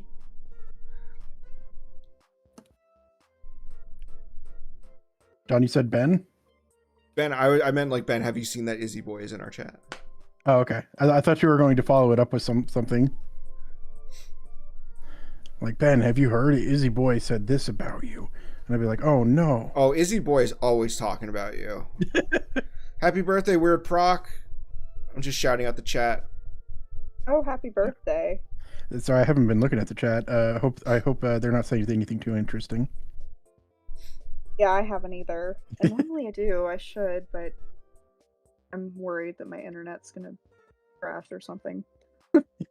I think another issue is that I think some people have a little trouble identifying necessarily what is shoujo. I noticed some like trouble deciphering what is specifically shoujo versus a show that is not shoujo but maybe from a female POV or has a predominant female cast or is a show focused around ideas of like drama and romance. So I think that back on the subject of shoujo, I do think people have trouble identifying it. And I'm kind of curious where you stand on it, because there are shows where it's like, I see a lot of people saying like, oh, I wish, you know, shoujo got more notoriety. Versus, so I'm curious, like, I'm trying to think of a way to word this, or it's like, what would be the difference between, say, a shoujo and a seinen that has those elements of maybe it has a female POV focused around drama and romance? So you have something like My Dress Up Darling is a seinen, but it's about the relationship between two characters. It's it has maybe it's not a female POV, but it's predominantly female centric. It's by a female author. So what would be like, how would we differentiate that? Like, what exactly defines shoujo? I'm trying to figure out. See, and I'm speaking purely from just my own observations. The difference when you go into a romance series and deciphering whether it's a shoujo or a shonen. Or seinen, because there's actually a ton of. I remember making a list of shoujo series I liked, and like 3 of them I had to cross off because I was like, oh, those are actually seinen. My bad. I remember someone gave me shit on Twitter because someone asked me for like my favorite shoujos, and I had Chobits on the list, and I never heard the end of it. So I'm like, sorry, I didn't realize Chobits is seinen. Yeah, I had a moment like that too, with Toradora, because I thought it was just a shoujo at one point. People got mad at me. But I would say, just from observation, it seems like the ones that are targeted more towards boys and men, so shonen and seinen, it seems like there's a lot more visual stimuli, or fan service in those shows. And sometimes they're not always just like the explicit, you know, everything's hanging out. But I feel like a lot of the times with shoujo romance, there's a lot more emphasis on the inner thoughts the character is having about a person they might be looking at that they're admiring. Whereas in a shonen or a seinen anime, it's more like a character might like see them dressed a certain way, and it's like there's just like a physical reaction. It's not really much thinking or dialogue about it. Does that Okay. make sense? Yeah, and that's interesting because I know there's a lot of the seinen that I had to check myself and be like, oh, these aren't shoujo, are ones written by female authors. Clamp are 4 female authors, and I was like, oh yeah, Chobits. And then Meizan Ikoku as well. That's a seinen written by a female author. And that makes sense because like it makes sense that it's seinen because the sexual aspect is like a component of their relationship, so that is tailored towards an older audience there. Not just that the characters are older, but their issues they're going through are more relatable to older audiences. Godai trying to find a job and struggling to find a career. Where he's like applying for jobs, and then he decides to become a teacher. It's all stuff that like an adult would relate to more than a child. So I guess there's that aspect. And then his feelings towards Kyoko, he has this idea of like, if I have sex with her, she'll, I can make her forget about her ex-husband, and then having to deal with the fact that just because they had sex does not mean that he has suddenly replaced her ex-husband in her heart. That's like a very mature conflict. Yeah. Mm-hmm. And then I think of something like My Dress Up Darling. My Dress Up Darling does seem to, it's more, I guess, it's aimed at a younger audience. Not really though. I mean, the characters. Yeah, it doesn't have much that I feel like would appeal to a younger audience. Like it felt like, there was episode 2 had a lot of fan service and stuff like that, but mostly it's a very kind of like grounded person who's just it's a grounded story of a person recognizing that there's more to the world than what they grew up with, and that's kind of what the theme of the story over and over again is. So it's like that's the kind of story that doesn't really that kind of just doesn't have room in for a younger person, younger audience. It's a lot like Frieren, and it's like that's the kind of stuff that you learn as you mature more and as you realize, okay, there's a lot more limited time to live life with, and there's a lot more, all those kind of questions that come up, all those fears that come up when you get older. So I kind of understand how the appeal for that isn't there for a younger audience, and that would make sense why it would be considered seinen then. That makes sense. Yeah, I guess like because that's what the it always starts from, right? Like seinen, shoujo, shonen, it's all just based on what the audience would like, and I guess it's just trying to figure out where the exact boundary is where the question starts coming up. But and it's interesting. Yeah, something I I've like heard. Oh no, go on. Go ahead. I'm sorry. I was just gonna say, and I've heard that like recently with magazines not being as dominant in the manga distribution. I mean, there's still like you still have your jumps and everything, but with more people, with more like digital outlets appearing, the demographics and what is like considered suitable for particular demographics is actually starting to blur. And I heard that was why you have stuff like Chainsaw Man in Shonen Jump, where it's like that feels like something that would be a little too hard for Jump, but yeah, but like no, like lines are starting to skew and people are starting to do crazy things. What were you gonna say, Ari? I don't even remember now. Sorry. That sucks because what I said wasn't even that interesting. maybe I thought it was. because I was talking about how it ultimately comes to like what type of audience are you searching for, which age and demographic. Does that ring any bells? Oh yes, thank you. I was gonna say that I think that the whole demographics thing, it's while it I feel like that's more important for the magazine or the manga author. Mhm. Honestly, I don't feel like it's super important for audiences, I guess, because people just should read what they want to read. Oh yeah. But yeah, that's about what I was gonna say. I don't really feel like, and that's why I get a little irritated when people try to pit all these demographics against each other.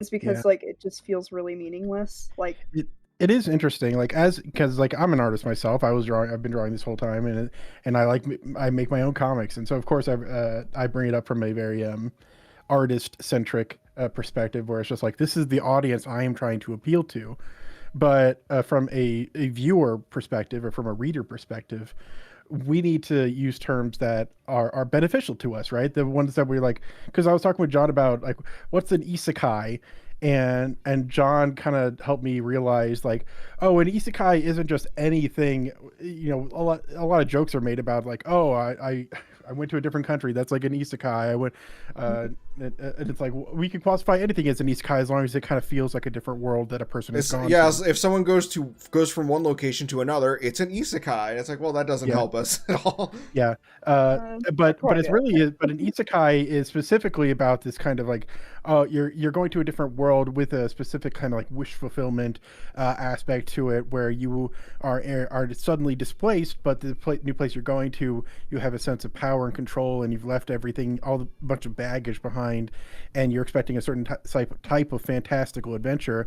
And at that point, you realize, okay, this term isekai, I want to use the term so that I learn which anime I'm getting into and which anime I want to watch. If I like isekai and I want to find isekai, it's for that specific type of story.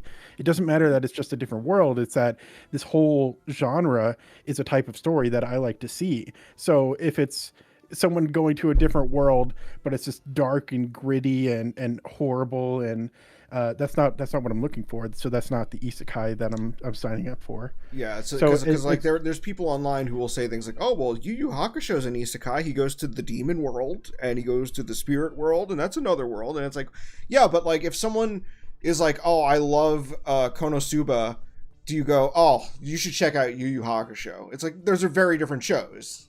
yeah, so the terminology we should be using is so we can best identify what type of content we're going to get, I guess. So I guess that's what that's kind of what we should be aiming for when we try to define things by shojo and shonen and all this stuff, is just like what kind of vibes are we wanting to get from our media when we pick it up, knowing that we like shonen, or we like shojo. Because there's just like in shoujo, there's misconceptions that all shoujo is romance, all shonen is action. When in reality, I feel like it's just more geared towards basically how men and women react to general stimuli. I think it's more based on that. Actually, one interesting thing I'd like to bring up that was I wouldn't say jarring, but it surprised me. Was the movie A Silent Voice. It's presented, I feel like, in a very shoujo type way. I feel like it's not very I see, it's really hard to define. um It is a seinen manga, right? I think it's shonen because it was in Jump, I believe. Let me just double that's check definitely that. not a Jump manga. Am I going crazy? Is this a Jump manga? I have I read that at some point. I might be wrong. Yes. Wait. No. No, Weekly Shonen magazine. Wait. Okay. Weekly Shonen. Yeah. Okay. Never mind. But what was interesting about that is I felt like there was a lot of and that's something that I love about shoujo, actually, is I feel like there's a lot of like simple little gestures that happen that kind of ease you into reading between the lines of what's happening without explicitly telling you. And I felt like they did that in A Silent Voice, the movie. But in the manga, I felt like I was getting that more of that internal dialogue that you would get from like a shoujo manga.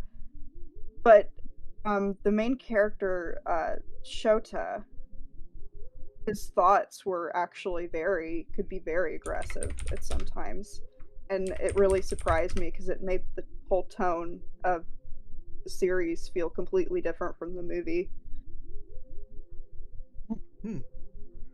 Yeah, it's interesting what I I don't personally know if shoujo shonen, like if the demographic thing is the best way to be describing these things, whereas like, you know, we've got terms for American shows like drama or thriller or stuff like this, and it's that's also a bit nebulous. There's also a blurred line that different types of things can fall into. So I don't. There's obviously no perfect Yeah, descriptors for the shows that we want to it's put out. But honestly nice to have this kind of conversation because I feel like people, and I think this is just a natural thing that people want to do. I think people like to either fit themselves or things into boxes. And I feel like we just can't do that. Uh, and I feel like sometimes people try to put, oh, this is shonen, oh, this is seinen, blah blah blah, and they try to fit a series in a particular box, and I feel like that almost does a disservice to it, if that yeah, makes sense. yep, it narrows it Um, down too much. It's or yeah, it doesn't give the right impression of what you're trying to get across a lot of the time. It's just like, yeah, I'm not gonna watch everything that's shonen just because I like some battle shonens. So it's like, exactly. really, what help is it to get someone to realize what type of show this is that they're looking at?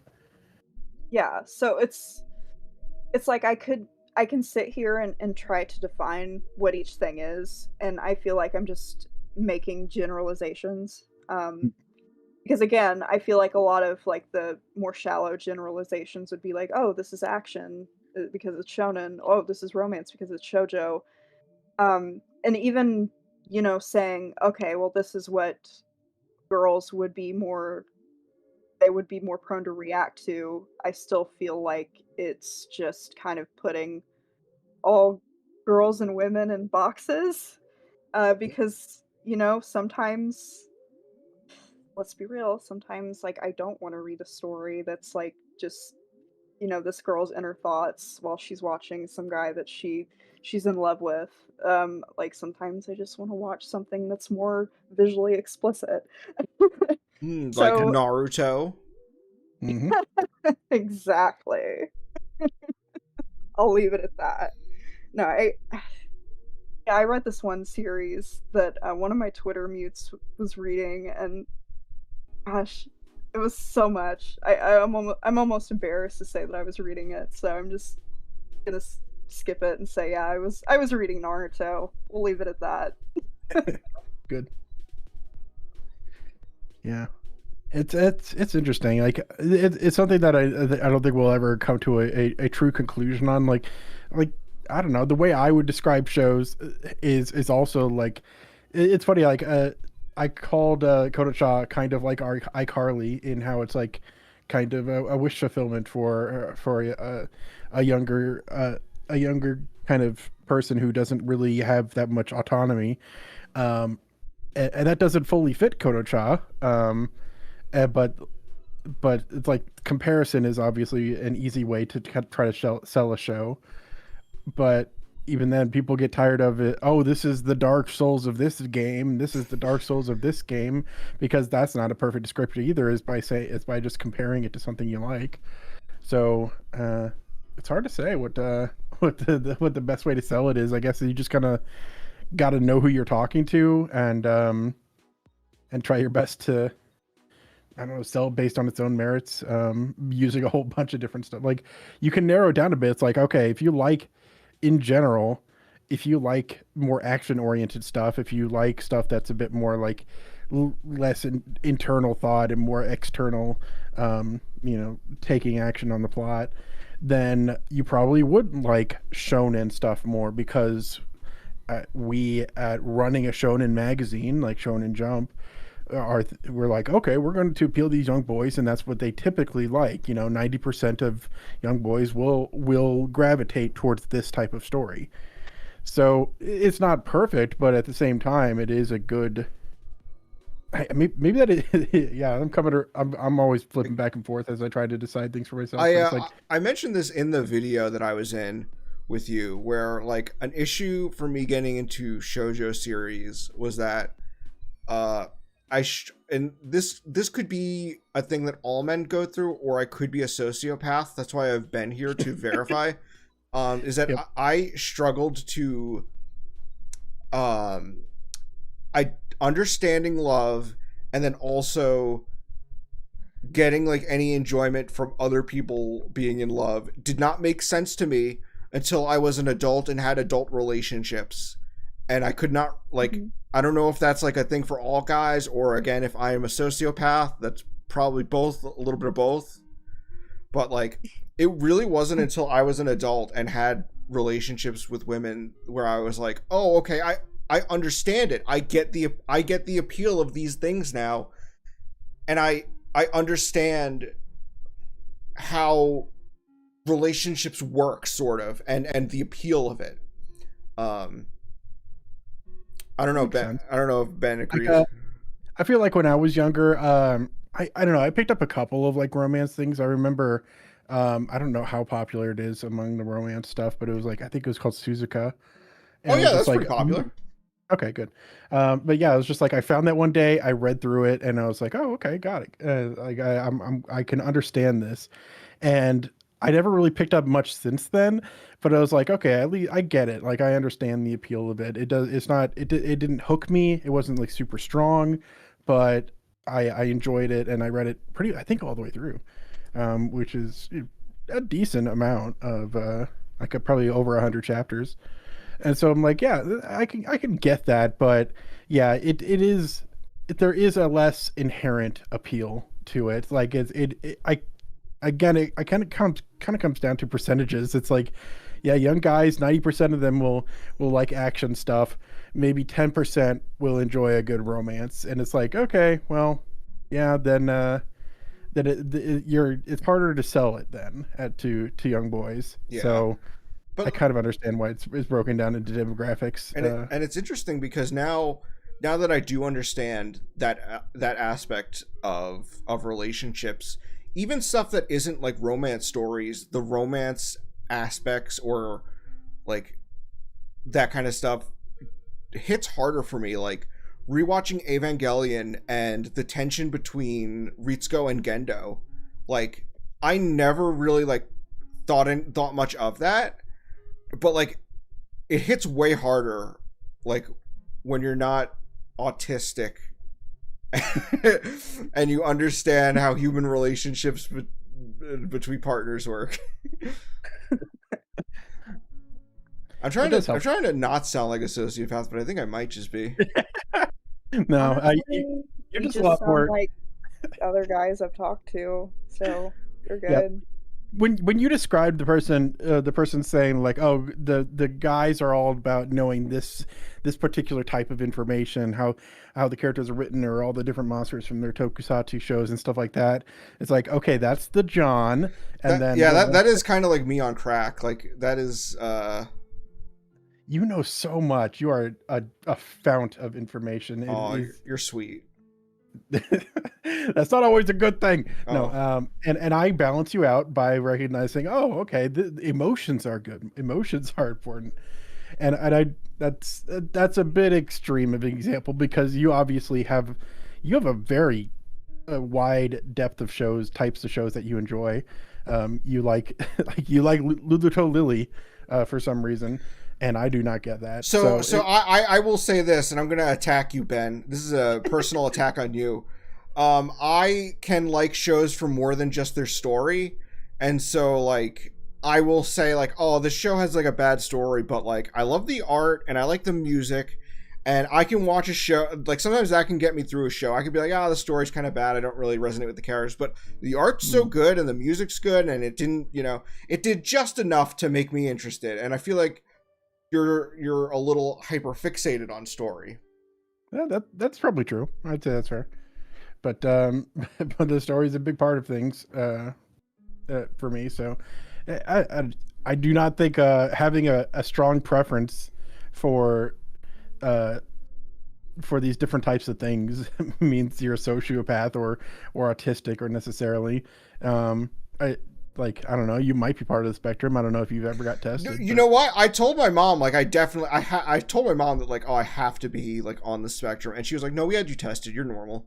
And I was like, and I said, like, I can't believe that. I just can't. I'm too weird. And she's like, no, you're just like normal weird.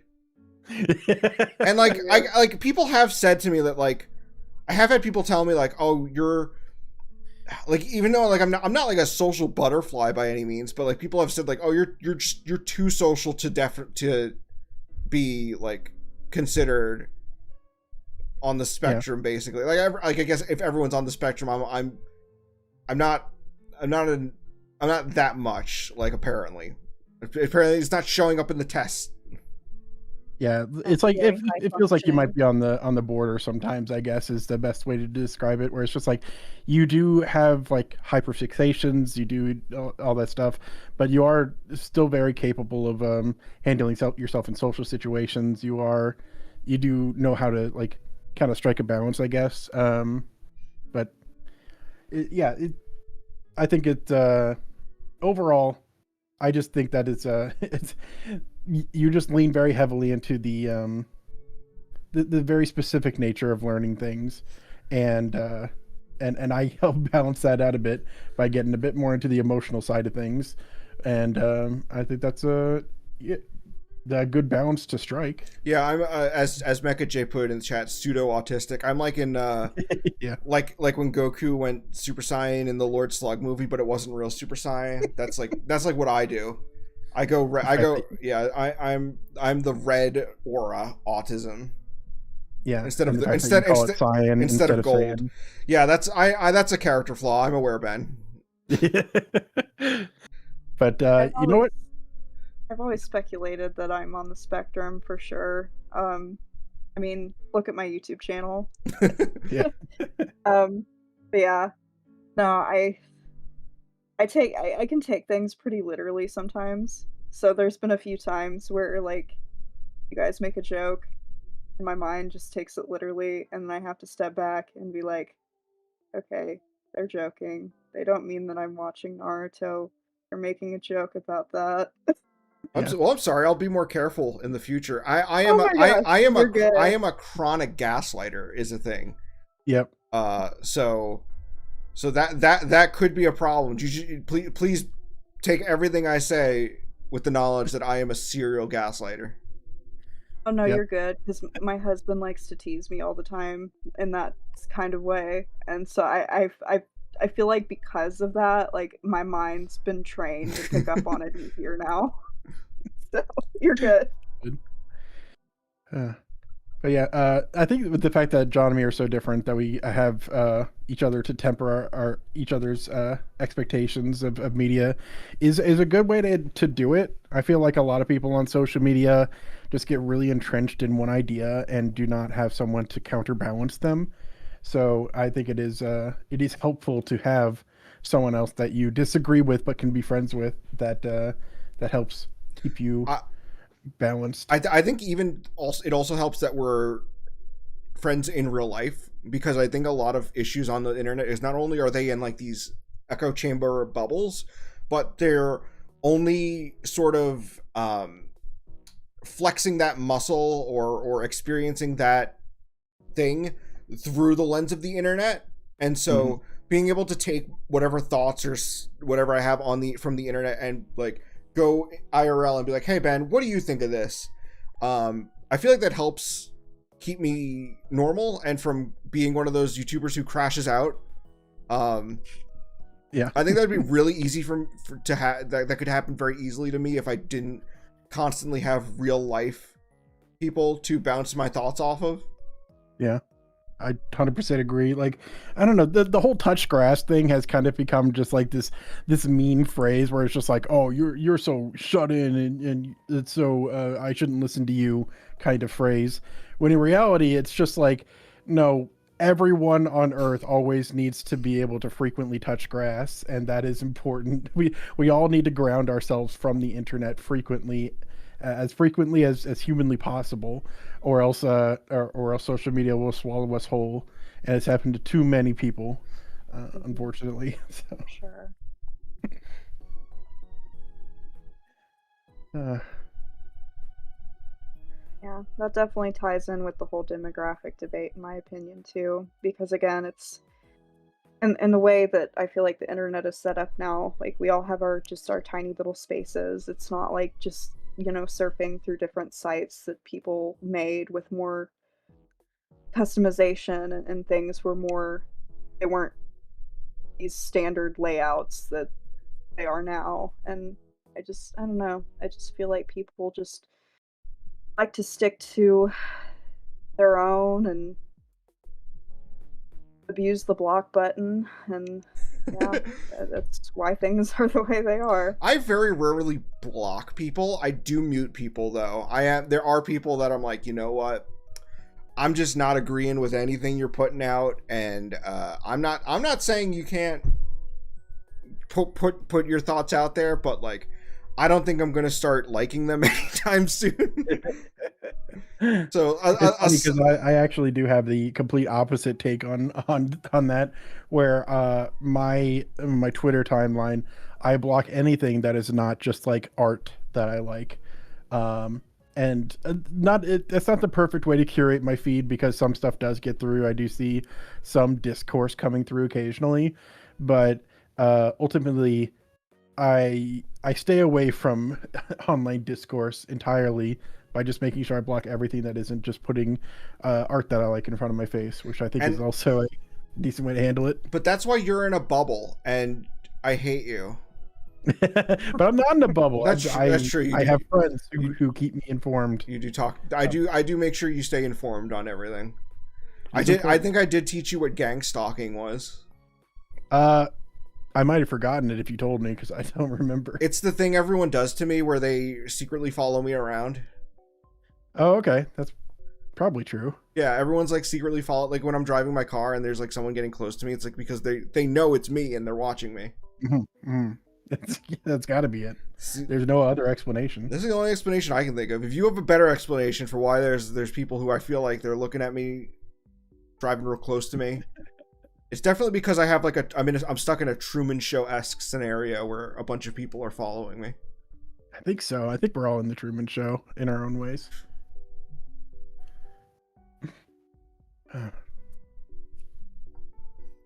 Any before I think we did a good run. That was like an hour. It was 2 hours.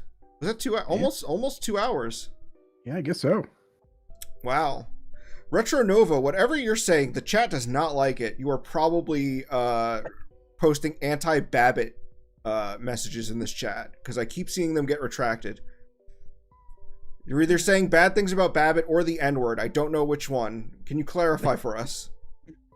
Well, I know who that is, and I don't think he would say anything bad about Babbitt. So. Oh, no.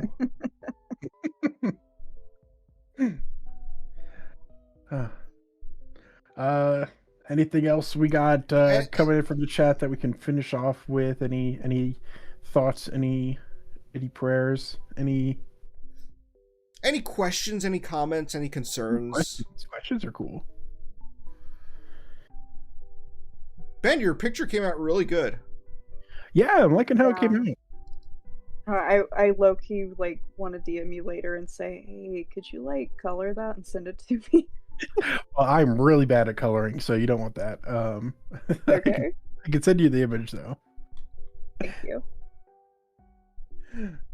Yeah, that's how a lot of my art turns out. Is just like, okay, just black and white, just kind of scribbly, but at least enough to get good form, and then I'll stop.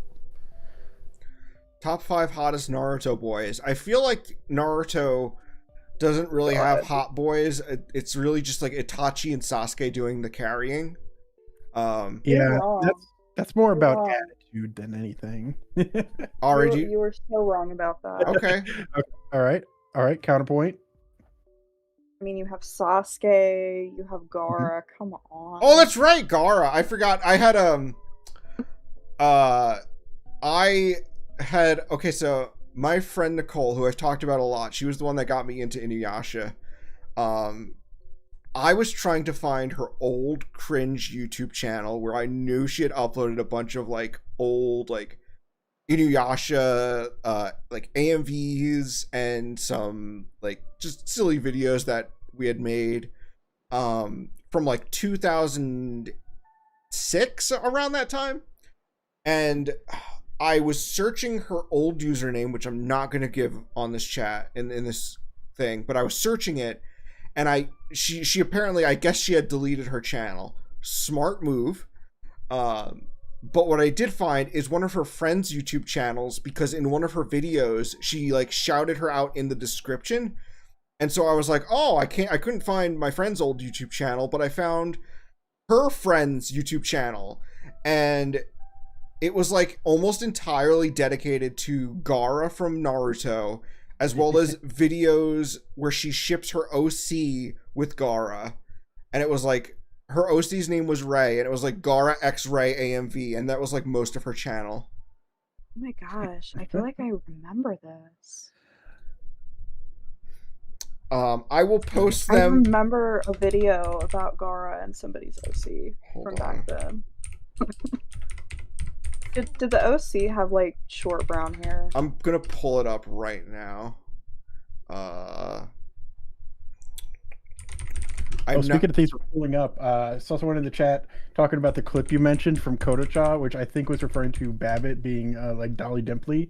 I did find that clip if we want to watch that real quick. Yes. I don't know if it'll get copyright issues. I'm gonna put this in our chat on Discord so Ben and Ari can see this channel. Ben, I would appreciate it if you do not dox this this old YouTube channel that belongs to a friend of mine. No, I don't think I've seen this before. Dang. That is so cool, though. I miss when YouTube was like that. They just have a video titled Weird Gaara Pics. That's so 20 years ago. That's good. All right. Yeah, and there's Shikamaru, and gosh, there's so many Naruto boys that are amazing. I remember, like, all the girls I knew loved Shikamaru, and they're like, oh my god, he's so smart, but he's so lazy. And I was like, I'm lazy. Why don't people like me? Oh, I guess you're dumb then. That must be it. Yeah. That's always what they say. It's like, oh yeah, you're lazy, but are you smart enough to make that? I probably wouldn't have won the tuning exams. I admit it.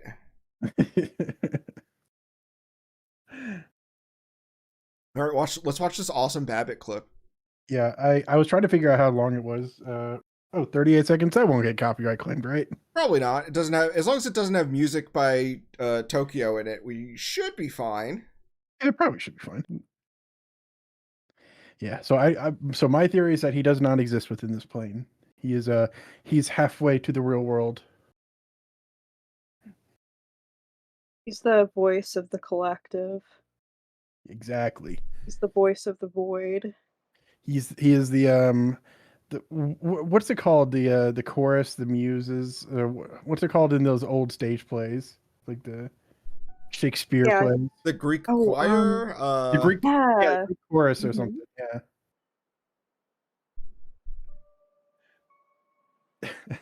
Yeah, it's 1-to-1 Dolly Dimply. Yep. Oh man.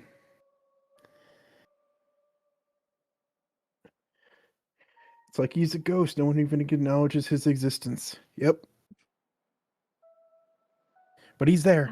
You say Babbitt represents the voices in Sana's head, but then he also talks to characters when Sana is like nowhere around. Like he is all like, he is like a godlike figure in this world.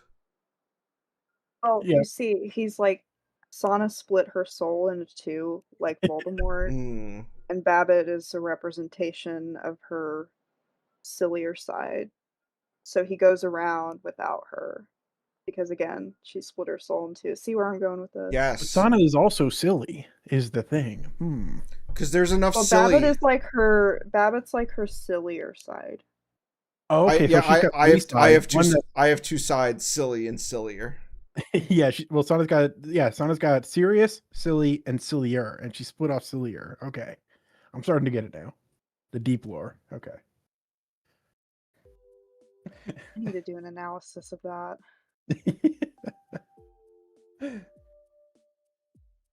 Well, Dylan G, I think Dylan G, message me on Discord if you actually did find the channel. By the way, I want to post the link.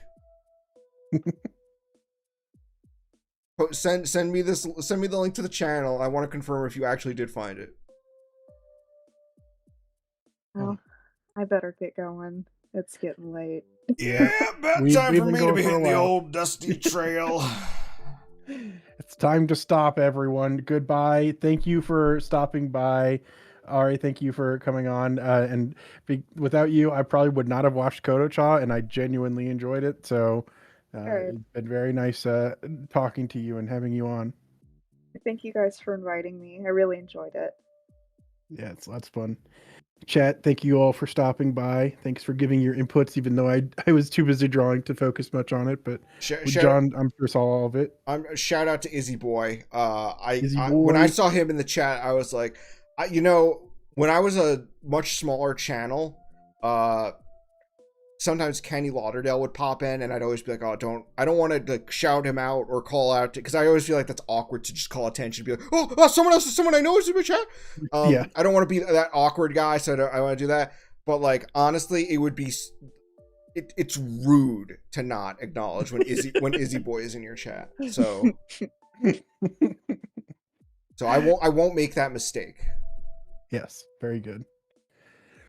But I think we can leave it there. I think we're good. Okay, Dylan G did find it. Darn, I gave out too much information. I doxed this 20-year-old YouTube channel. Everyone forget